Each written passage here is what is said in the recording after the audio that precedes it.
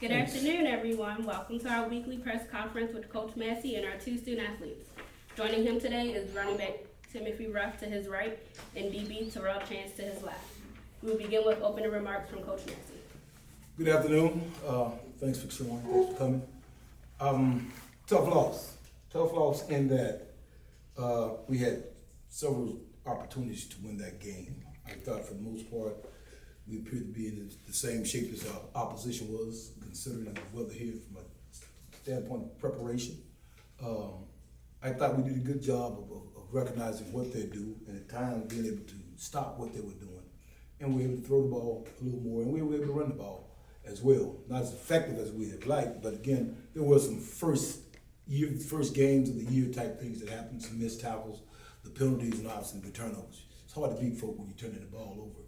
But the thing that jumps out is when we have the opportunity to make plays, be it offensively or defensively, we have to make those plays.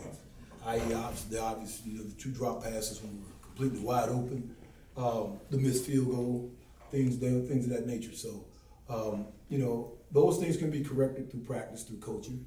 We win as a team, we lose as a team. No one play really determines the game, but a combination of plays can kind of be the indirect variable as to why you don't win some games. And I think that's what happened with us. They were able to control the second half. They had the ball. You talk about time of possession. I think it was 10 minutes more. So they did what they needed to do. They found a way to control it at the end, running the ball, be it through the running game or the quarterback himself running. But, and as a guy that's oversees special teams, we talked about being special and we wasn't. We didn't do the things that we were supposed to do in the kicking game. I think we had some laps in the kickoff coverage, and then of course missing that field goal that hurt us because again, that's going to happen within the course of the game. We got to tighten that up, and the biggest way for us to do that as coaches is competition-wise, get better, give guys opportunities that didn't get them probably Saturday night, and the plan is for it to be a better team. I think again I concern myself this time of year more so with what we do as opposed to what other people do. Because these games are unknown from a standpoint of film exchange. You don't know exactly what they're going to be from a year ago with the transfer portal. We're still researching to see who's on their team, who's not from a season ago. So we showed up and we gave ourselves and put ourselves in position to win a game. But again, those were self-inflicted wounds that cost us this game. Coach Dalen was sacked 3 times. Offensive line, was that a concern for you going into this game, and what are you hoping they can correct before Saturday? Well, anytime you lose 3 or 4 guys that were very important to us a year ago, and now we have a whole group of guys and it can't, by way of the transport and some of the guys that we actually raised ourselves, yes, we're going to be concerned with the continuity of the offensive line. That's probably the hardest and toughest thing to do in the period of time we have for camp. Getting those guys on the same page where they play as one, and that's the most important thing when you talk about success of your offense. So again, 3 sacks, it wasn't all the offensive line fault. Again, there were times we were wide open and there were times they made good plays and they covered us, and I saw on one they had a good call, which was a blitz. So we have to do a better job, but at the end of the day, when you see sacks, the first thing you think of is the offensive line. Sometimes it's not. There's something called a coverage sack, again. And then, one of the guys on the batted down balls, that's just as effective as a sack. So we just have to make sure we continue to improve. But we do like the chemistry. We found about 7 to 8 guys that we can kind of group in there and be productive. Because we want to be able to run the ball, but at the end of the day, too, when we have to pass, we want to be able to protect our passing. You guys were 1 for 10, I believe, on third downs. Like you said, they controlled the clock. What do you guys do to do that? It's going to be hard to win games like that. So well, the biggest thing is to reduce being. Here's the denominator on this thing. We were 1 for 10. Every time you turn around, it was 3rd and 10. So we got to gain some yards in between. And what we done a year ago is we ran the ball. So we'll make a concerted effort to make sure we put ourselves in control of the game by way of running to put ourselves in 3rd and short situations. Because there were times that 3rd and long. That's why late in the game I didn't go for it on 4th down. There was enough time in that we could have stopped them because the defense was still playing well. They'd been on the field a lot and they were tired, but they still were playing well.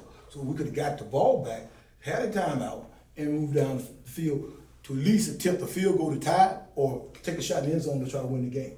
So again, it's a momentum game and you have to be in it to understand that. And some of those decisions come from that. Coach, you just talked about it, getting that balance on the offense. You had the 2 touchdowns from explosives. Right. That kind of struggled moving the ball there. How do you fix that? Well, get back to what we do best, run the ball. You know, there's no secret. We want to run the ball. And I think anytime you can score on big plays, that's great. But that don't happen often, you know. Case in point, the game. We had 2 guys wide open, and it resulted in no points. So, but if we can run the ball, wear them down, and be dominant running the ball, then that increases our chances. Now, you're going to stack the box. We can put it out. Guys out there one-on-one. That increases our chance of making those plays. Obviously not the result you guys were hoping for, but when you have such a competitive week 1 game, how does that help you going into the rest of the season?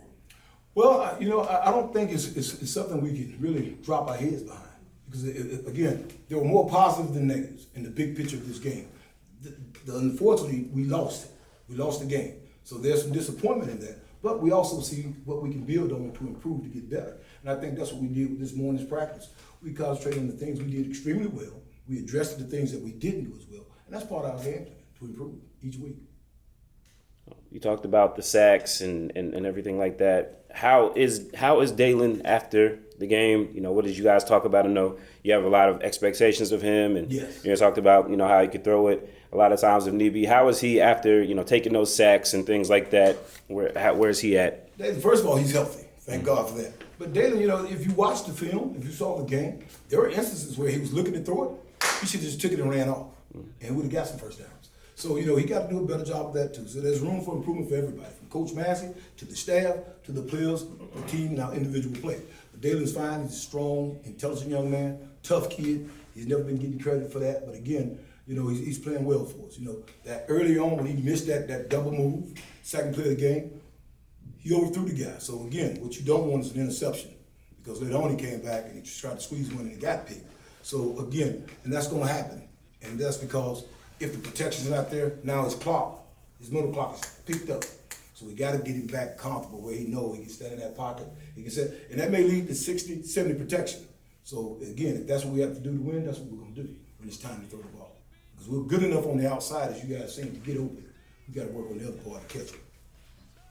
Coach, you said something about momentum earlier, and when we look at the stats from the game, the third quarter was the only quarter that you guys didn't score in. So how are you guys planning on picking up that second half momentum going into this next week? That's a good question. And the game plan was initially, hey, let's put the defense on the field first, defensive guy, that's what I want to do. So we get the ball second half, then we move down, score, and put them behind the 8 ball. It didn't happen that way. But again, we have to be able to run the ball, especially in the second half of the game, just so we'll know how to control the tempo and everything. But again, we had some big plays early. You know, this guy right here behind me, that's why he's here. But we got to get him the ball some more. And we still have running back by committee. So we hadn't given up on anybody. But I'm a country boy, and I tell the running backs, I tell everybody, here's the deal. With Coach Massey, the best dog is going to hunt. If you ever been hunting, you understand. Bromley going to find that coon, and he going to bark up that tree. All you got to do is put that scope on to get him. So that's what we're going to do. We're going to keep doing what we do. We're going to run the ball. We're going to play good defense. And we're going to be a lot better on special teams. Mr. Chance, you had the pick. Just talk about, you know, the opportunity to get that, and just, you know, for the defense, you guys were out there a long time. Do you feel like, you know, the heat kind of wore you down a little bit, or it's kind of what was going on for you guys in that second half? You know, I feel like we were well conditioned. One of our biggest emphasis over the summer workouts and then leading up to this game was making sure that we're in shape. We do a lot of running all throughout the week at practice, so I wouldn't say that anything like that was an issue. A lot of guys were excited. I'd say a lot of adrenaline was running, and getting the first game, whatever jitters or Mama Jumbo's out, pretty sure we got those out as well. But like last week, you don't want to go out there and lose on a big stage like that. But the biggest thing for the guys is just making them understand that we still got a long season to play, and that game doesn't affect anything to where we want to be in the championship.